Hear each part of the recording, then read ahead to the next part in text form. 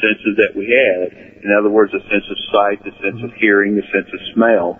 And if they need to share with us a message, and we are so focused on our daily routine, we're not listening, they will use other types of senses. They will knock a picture off the wall, which will give us the sense of sight, the acknowledgement of sight. No, I think, Rick, no, that wouldn't be a sense of sight. That would be a sense of freaking out.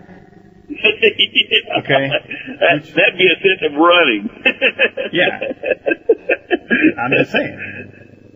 Yeah, and again, and to go a step farther than that, a lot of it, and I share with everyone that a lot of times when we have something like a picture falling and we're in a house and something like that happens, our sense of fear or physical fear automatically sets in, and with fear, fear of the unknown it brings a lot of sense of what we automatically assume as being evil. Mm-hmm. And actually, in one of the books I've written, I borrowed a statement that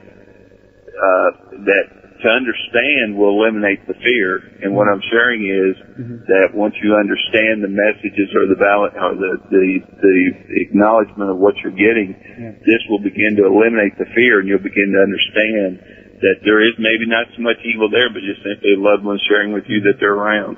Rick, I can't resist this, and I know that you've been asked this question probably on many interviews, but I just like the ring of it. So here it is. Do you see dead people? What I see is life everlasting people. You just hear them. You just hear them. Right? Pardon me? You just hear them. You don't see them, you hear them. I actually do. I do see, again, I see the elongated lights or spirit of energy, and there are times when, Daniel, I don't know these people from Adam. Sometimes when they come through and I cannot acknowledge who they are, they will actually give me, and this is what I define as a light shadow, is actually they give me the image of how they have looked when they were in the physical body. It's almost like a light is behind it.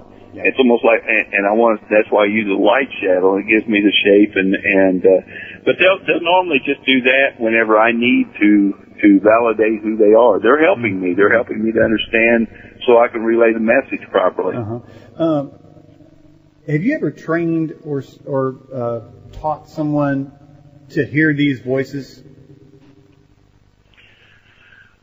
Well, it's funny you should ask that. Yeah, I mean, I'm working on a new book right now called the Seven Steps of Learning, and learning to understand. And basically, what I'm sharing is, as I stated earlier, I do feel we all have these abilities, and so what I'm sharing is how to develop these abilities, and by dissolving the blocks that you have put on yourself as you grew up.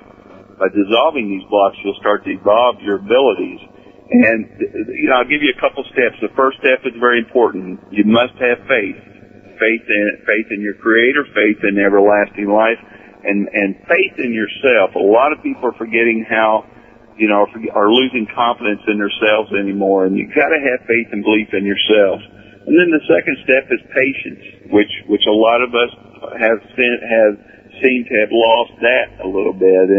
And by developing these two steps, it will begin to dissolve the blocks you have within you. And of course, I go into a lot more on this, but absolutely, I feel that whenever I'm in a consultation with individuals after consultations, that we receive emails almost daily how they become more open and they're acknowledging things now, and they have a feeling that someone's around them now. And basically all they're doing is using the abilities they've always had.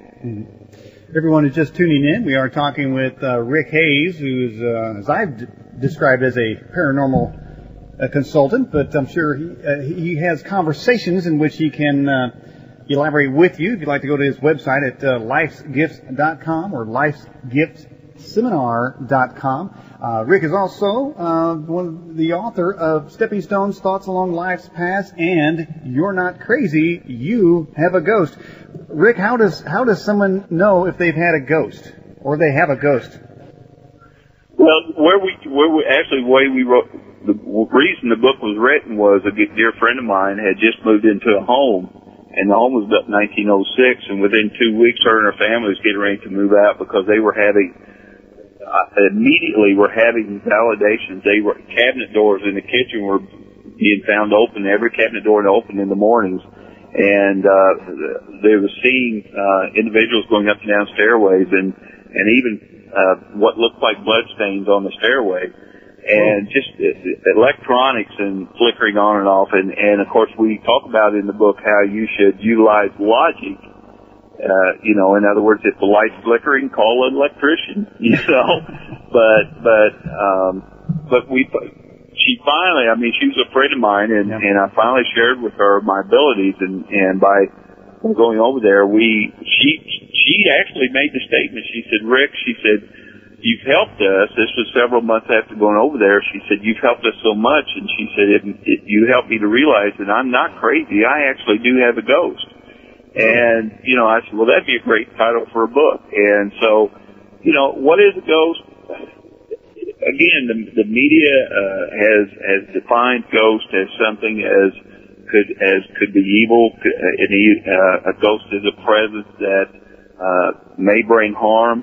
Let's face it, Daniel, that sells tickets. But, a ghost is nothing more than a loved one who has completed their plan and moved on. They're your mother, your father, your grandmother, your grandfather. If they're not your loved ones, they are someone's loved one who has completed their plan and moved on. And that's what a ghost is. Well, Rick, I got to tell you, if I see some ghost, I'm really not going to stick around and have a conversation. I'm going to say, get back to wherever it is you came from, and bother me not, thou foul freak. All right, hey, we got a few questions here. Let's get to a couple of these questions, Rick. Okay. Here's one from Larry from North Carolina. He wants to know, do any of these apparitions or ghosts ever mention anything about Jesus? Well, absolutely. They will share.